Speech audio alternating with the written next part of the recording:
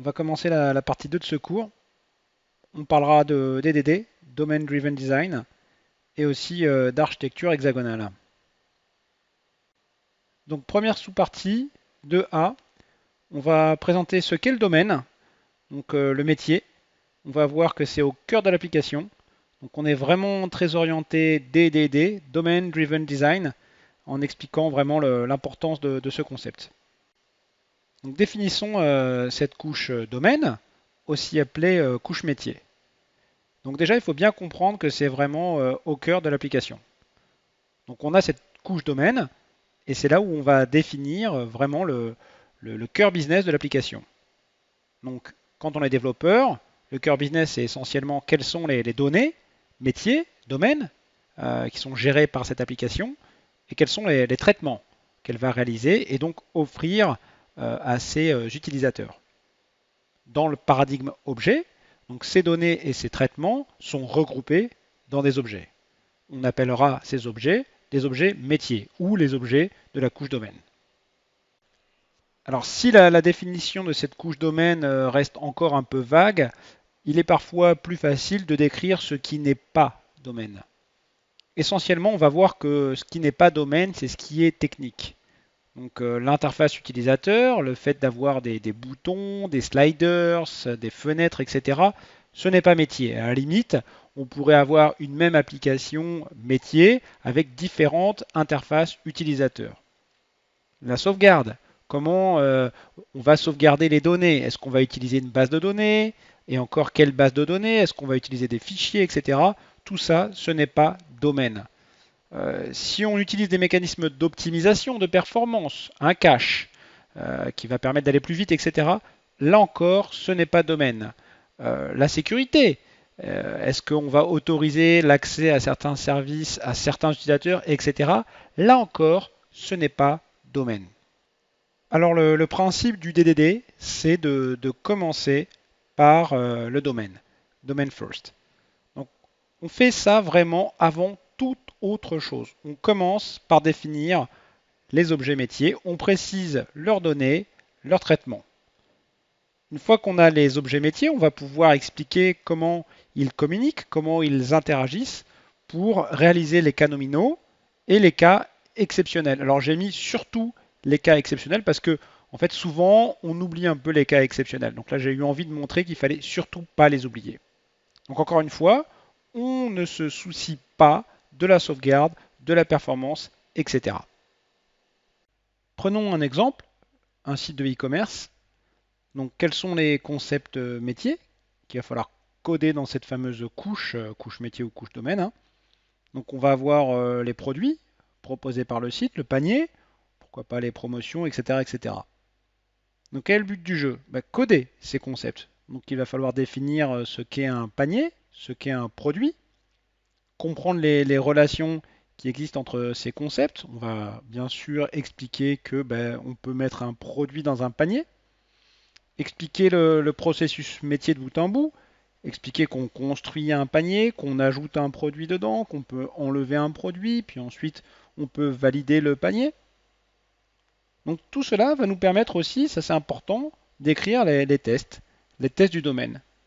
Donc vous voyez, ce qui est vraiment intéressant, c'est qu'on peut vraiment coder le métier, le domaine, sans avoir à détailler d'autres aspects, sécurité, sauvegarde, etc., etc. Un autre exemple, celui d'une partie d'échecs. Imaginons qu'on veut coder un jeu d'échecs. Donc là encore, il va falloir coder les concepts, une partie, un échiquier, un pion, une dame, un roi, un cavalier, un fou. Comment on code ça? Comment expliquer ce que c'est qu'un mat pour ceux qui jouent aux échecs, ce que c'est qu'un pat? Donc là encore, on va coder cela à l'aide d'objets, les fameux objets métiers, et mettre ça dans la couche domaine. Donc il va falloir répondre à la question qu'est-ce qu'une partie? Qu'est-ce qu'un échiquier? Comment on bouge les pièces? Etc. etc. Donc ça, c'est vraiment le domaine. Quelles sont les relations entre ces concepts? Comment vous allez coder le fait qu'une pièce se trouve sur un échiquier? Et puis, quel est le processus métier de bout en bout? On démarre une partie, les pièces sont dans une certaine position au démarrage de la partie, et puis chacun joue à son tour. Certains coups sont interdits, d'autres pas, jusqu'à ce qu'on ait un mat, un pat. Donc là encore, on va pouvoir écrire les tests du domaine. Bien, on a vu ce concept de couche domaine, on a donné quelques exemples. Eh bien, il est temps de rentrer dans le sujet, de savoir comment coder ces fameux objets métiers. Et pour ce faire, on va s'appuyer sur ce magnifique livre DDD, Domain Driven Design, qui a été écrit par Eric Evans. Donc vraiment, l'objectif de ce livre, c'est d'expliquer comment on va coder, essentiellement en utilisant le paradigme orienté objet, comment on va coder une application avec cette vision d'aligner les objets avec le métier et de mettre au centre le fameux domaine. Donc ensuite, on verra comment on code une IHM, comment on lie cela avec une base de données, etc. Il y a plein de choses dans ce livre. Nous, on va s'appuyer sur ce qui est appelé les patterns tactiques. Donc ce sont des patterns qui vous expliquent comment coder des concepts métiers en fonction du type du concept. Alors on ne va pas regarder tous les patterns tactiques. Je vais essentiellement présenter le value object, l'entity et l'aggregate qui vous expliquent comment coder les principaux types d'objets métiers. Alors commençons par ce premier pattern, le pattern du value object.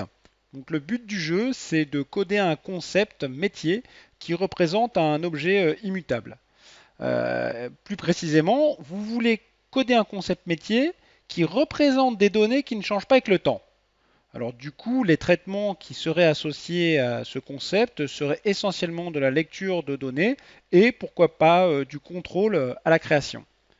Alors, c'est pas très objet, parce que c'est vraiment une donnée qui ne change pas, mais en fait, dès qu'on va coder une application, on va faire face à ce genre de concept. Alors, il faut savoir comment on le code avec le paradigme orienté objet. Alors, si vous voulez des exemples de concepts qui représentent des immutable objects, le concept le plus souvent donné, c'est celui du point GPS. Si vous avez pour objectif de développer une application dans laquelle il y a ce concept de point GPS, vous êtes d'accord avec moi que le point GPS ne va pas modifier. Le point GPS de telle localisation, il ne va pas bouger, c'est celui-là et ça sera tout le temps celui-là. Donc comment on code ce genre d'informations? D'autres exemples, on peut avoir la couleur, pourquoi pas. Un produit d'un site e-commerce, si on imagine qu'on est plutôt le consommateur, celui qui va ajouter les produits dans son panier, on va se dire le produit ne va pas bouger du moment où je le regarde dans le catalogue et que je l'ajoute dans le panier, et même après, vous imaginez si le prix du produit change tout le temps, ça ne va pas être rigolo dans le cadre d'un site e-commerce. Un pion, une dame, je donnais des exemples de jeux d'échecs. Un pion, ça reste un pion, une dame, ça reste une dame. À la limite, ça ne devrait pas beaucoup changer dans le temps. Voilà, donc ça, c'est ce qu'on appellera des value objects. Et le but du jeu du pattern tactique value object va nous expliquer comment on code ça avec le paradigme orienté objet. Alors, comment on code un value object? Comment on code un objet immutable? Alors, il y a deux principes, pas très compliqués. Les valeurs sont affectées lors de la création et uniquement lors de la création. Donc, impossibilité de modifier les valeurs après création. Alors maintenant, on explique comment on va coder les classes de ces objets avec ces règles de codage. Donc déjà, les propriétés seront en private et final. Donc les types, on utilisera des types basiques ou d'autres value objects. Rien d'autre. Pas de setter, des getters en mode public, et on va affecter toutes les valeurs dans le constructeur. Enfin, il faudra surcharger la méthode equals et hashcode aussi pour Java pour faire en sorte que l'égalité entre deux objets ne soit pas une égalité de référence, mais bien une égalité de valeur. Alors ces règles de codage ont plusieurs avantages. L'avantage de coder des value objects. Déjà, l'encapsulation. L'encapsulation est garantie par construction. L'objet est immutable, on ne peut pas changer ses valeurs. Du coup, on peut échanger les value objects sans crainte. On va vraiment jamais pouvoir modifier l'état d'un objet parce que l'état ne peut pas bouger. On peut construire des value objects et les supprimer n'importe où sans crainte. Donc à tout moment, n'importe qui peut reconstruire le même value object. On peut même factoriser des value objects et faire en sorte qu'il n'y ait qu'un value object pour une valeur. Donc imaginons, voilà, ça c'est un petit objet, c'est un point GPS. Donc c'est le point GPS, les coordonnées GPS de Bordeaux, là où je me trouve. Donc c'est un objet qui représente ces coordonnées de Bordeaux. Eh bien, imaginons, j'ai d'autres objets qui ont besoin de savoir où se trouve Bordeaux. Ils peuvent référencer le même objet. Je n'ai pas de nécessiter de construire plusieurs fois ce point GPS Bordeaux. Donc ça c'est intéressant parce qu'on peut gagner en performance, on peut gagner en place mémoire. Enfin, l'avantage d'avoir des propriétés qui sont bien typées, pourquoi pas vers d'autres value objects, ça va garantir un typage fort et donc un contrôle à la création. On est sûr de ne pas se tromper lorsqu'on construit ce type de valeur. Alors réellement, hein, l'utilisation des value objects est vraiment intéressante et je vous invite à favoriser l'exploitation des value objects. Déjà au niveau du typage, utilisez des value objects pour typer les informations de votre application. Alors ici, je donne un exemple. Dans votre application, vous manipulez des numéros de téléphone, phone number. Strings, c'est trop large. Il y a plein de choses derrière string. Donc il va falloir faire des contrôles ensuite pour vérifier que, je sais pas, on a bien des numéros, on a bien un plus 33, etc. etc. Pourquoi ne pas définir le value object phone number qui va clairement préciser la structure des données qui constituent un numéro de téléphone. Exploiter les value objects dans les structures complexes. Imaginez, vous avez, je sais pas, un carnet d'adresses et vous avez envie de dire que, je sais pas, vos amis habitent à tel numéro de rue, le nom de la rue et la ville. Tout ça, vous auriez exploité des types de bases de Java, donc un int, string et string. Là encore, vous pouvez définir un value object, c'est une adresse postale qui ne bougera pas. Peut-être vos amis vont déménager, mais en tout cas, l'adresse postale, vous considérez qu'elle ne bouge pas. Donc c'est un value object et vous définirez la classe postal address.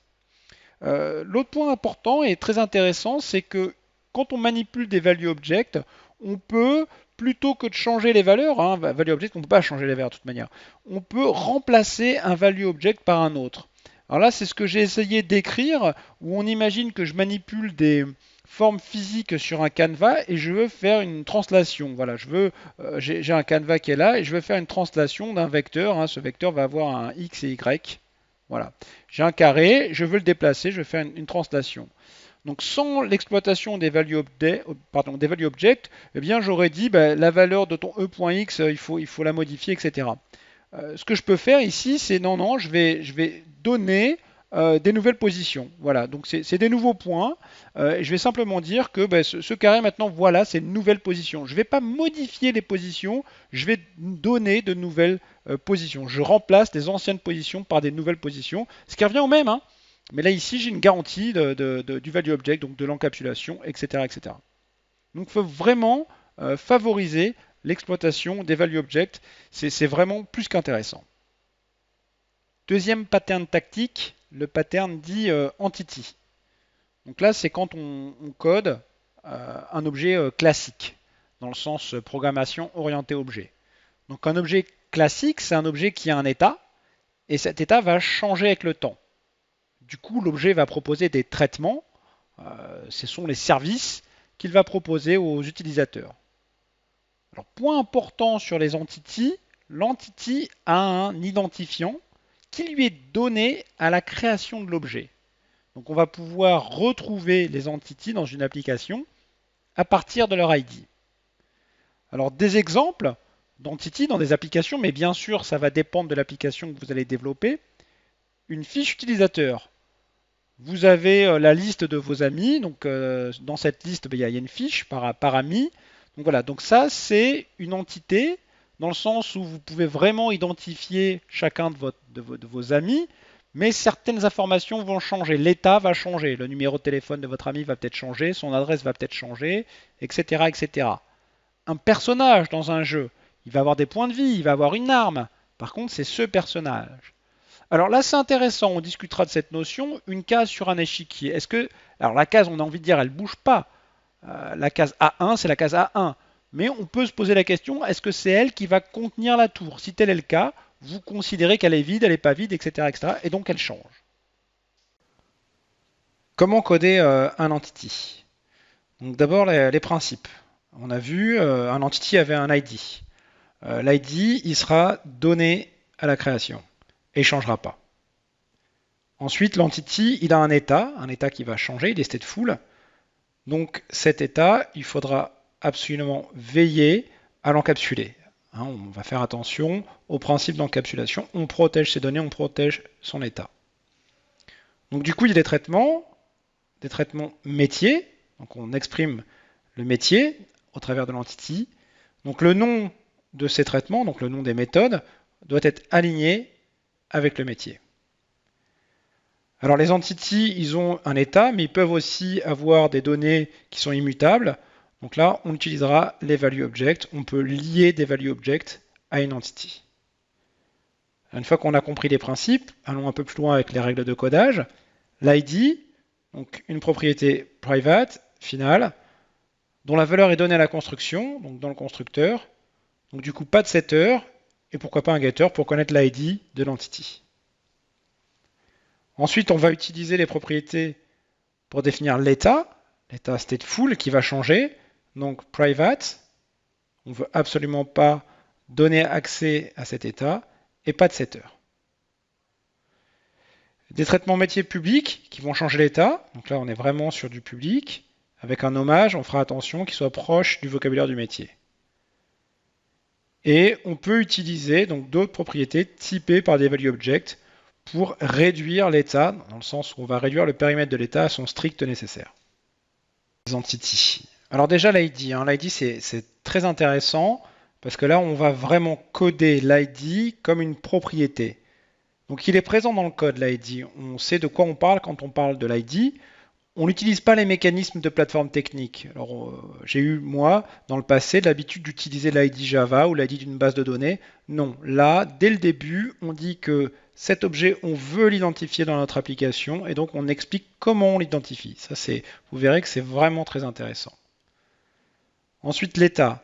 L'état est clairement identifié. On va essayer de grouper les propriétés qui représentent cet état stateful. L'entity, c'est un objet stateful. Les traitements sont alignés avec le métier. Donc on va utiliser un nommage explicite. On ne va pas utiliser de setter ou de getter. Non, on va prendre un nom pour une méthode. Et ce nom, on veut que ça corresponde à un traitement métier. Du coup, il n'y aura plus d'amnésie du code. C'est-à-dire que quand on va lire le code, quand on lira une méthode, on comprendra ce qu'elle fait au niveau du métier, au niveau du domaine. Enfin, l'autre avantage, c'est qu'on peut utiliser les value objects. Donc c'est presque un avantage qui est dû aux value objects. On peut utiliser les value objects pour limiter l'impact de l'état. On est sûr qu'il y a une partie de l'état qui ne bouge pas, qui est immutable. Donc là, c'est vraiment agréable. Déjà, si vous êtes en train de coder et que vous vous rendez compte que vous écrivez ce que j'appelle moi des bases de données sur pattes, vous faites des classes, elles ont des propriétés, et en fait vous ajoutez des getters et des setters. En fait, il faut vous rendre compte que vous êtes en train de développer des objets stateful. Il y a un état, l'état il change. Donc finalement, au niveau du DDD, vous êtes en train de faire une entity. Donc quel est son ID? Ça c'est important. Et puis, plutôt que des setters ou des getters, quels sont les rôles, quelles sont les fonctions métiers que réalise cette entity? Est-ce qu'on les a bien nommés? Est-ce que c'est bien aligné avec le métier? Donc là, on passe sur l'avantage des traitements métiers. Et donc du coup, on se pose de suite les questions. Ok, donc qu'est-ce qui se passe quand tout va bien? D'accord, mais quels sont les cas d'erreur? Quelles sont les exceptions?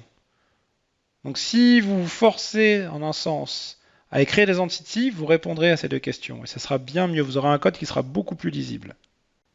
Alors pour finir, on a l'aggregate.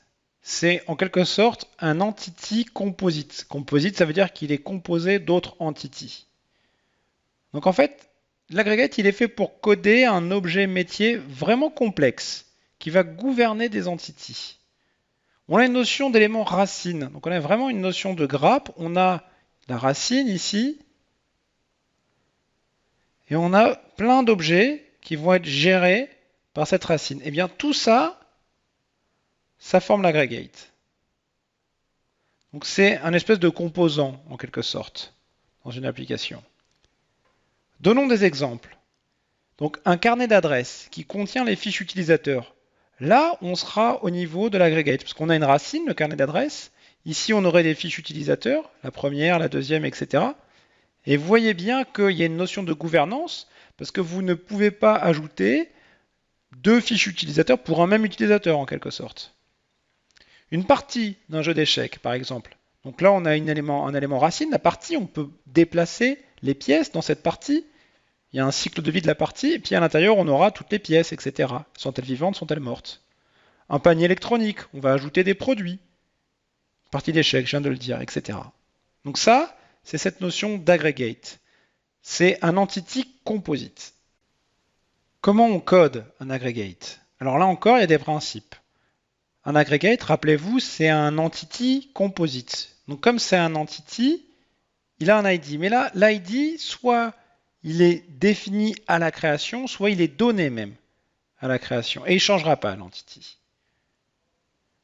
Donc l'aggregate a un état. Mais alors l'état, il est très complexe parce qu'il est composé d'autres entities. L'état est composé d'entities. Donc là, il faut absolument faire attention à l'encapsulation. Il ne faut absolument pas échanger les entities qui sont à l'intérieur de l'aggregate. Cela, il faut que personne puisse y accéder, sinon on viole le principe de l'encapsulation. Donc la racine qui est là a des traitements métiers. Et là encore, le nommage de ces traitements métiers est aligné avec le métier de votre application. Enfin, on peut avoir, à l'intérieur ou à l'extérieur, peu importe, parce que ce sont des value objects et donc ils sont immutables, donc l'aggregate peut être lié avec des value objects. Donc ça, c'est les principes. Maintenant, voyons voir les règles de codage. Alors, l'ID, c'est comme l'entity privé, final, la valeur soit donnée à la construction, soit générée lors de la construction. Donc pas de setter et un getter.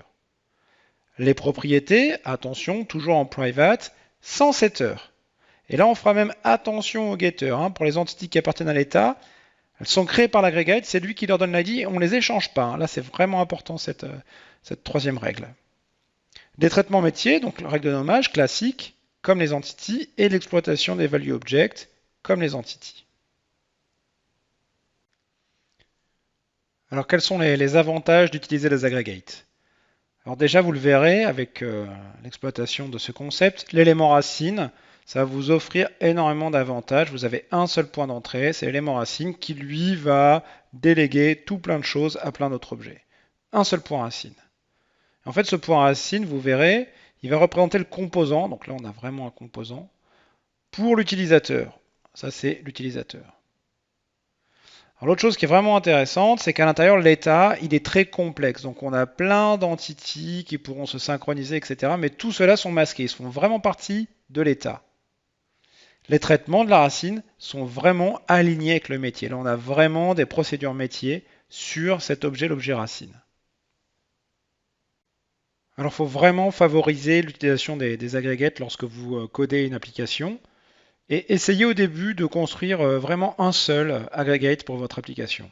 Vous verrez que ça aide. Alors il peut y en avoir plusieurs, mais essayez de construire vraiment l'aggregate de votre application. Vous allez voir que ça va vous aider.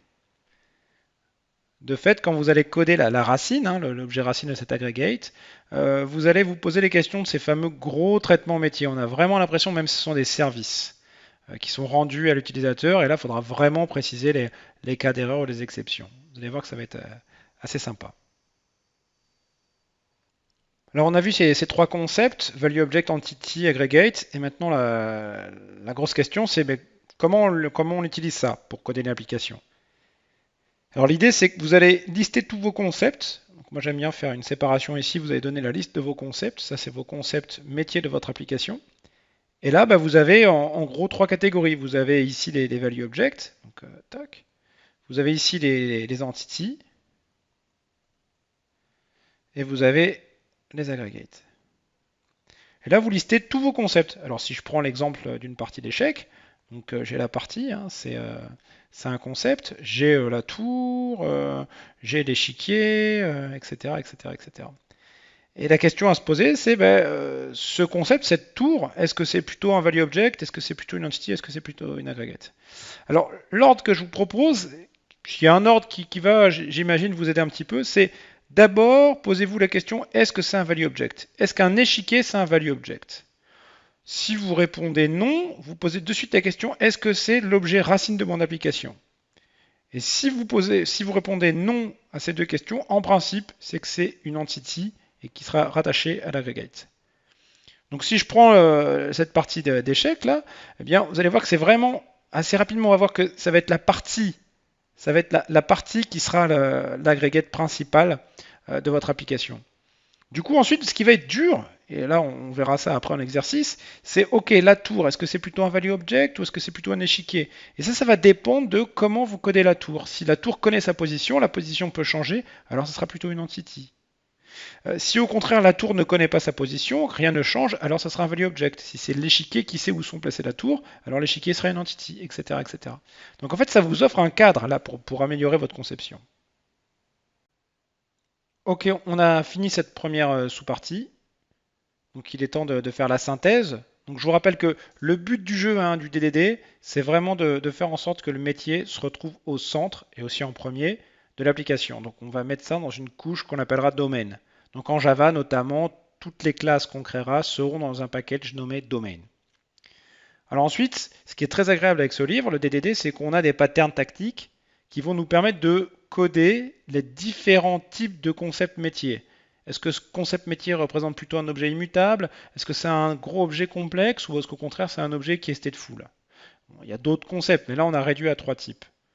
Donc si c'est un objet immutable, on utilisera le pattern tactique du value object. Si c'est un objet classique avec état, celui de l'entity. Et si c'est un gros objet composite avec une racine, on obtiendra là le pattern tactique de l'aggregate. Ensuite, donc le but du jeu, c'est j'ai mes concepts d'un côté et je me pose la question, mais vers quel type de pattern ils vont aller? Plutôt value object, plutôt aggregate ou plutôt entity? Vous allez voir que de faire ça, ça va améliorer drastiquement la qualité de votre application.